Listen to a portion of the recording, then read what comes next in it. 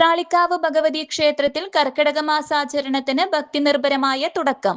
രാവിലെ നടന്ന ഗണപതി ഹോമത്തിനും വിശേഷാൽ പൂജകൾക്കും ശേഷം മാതൃസമിതിയുടെ നേതൃത്വത്തിൽ ദിവസേന നടക്കുന്ന രാമായണ പാരായണത്തിന് തുടക്കമായി.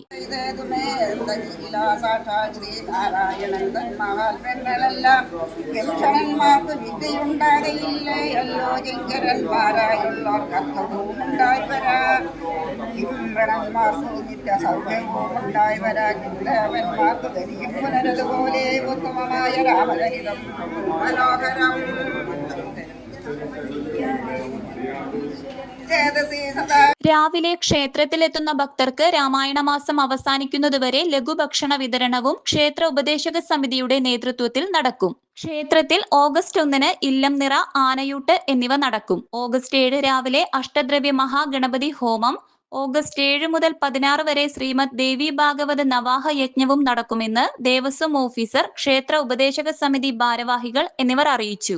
News desk, anytime news. Sastha health care ഹോസ്പിറ്റലിൽ ഇപ്പോൾ വിദഗ്ധ ഡോക്ടർമാരുടെ സേവനം. ആധുനിക രീതിയിലുള്ള ഓപ്പറേഷൻ തിയേറ്റർ, 24 മണിക്കൂറും ആംബുലൻസ് സർവീസ്. ആവശ്യക്കാർക്ക് വീടുകളിൽ ചികിത്സ.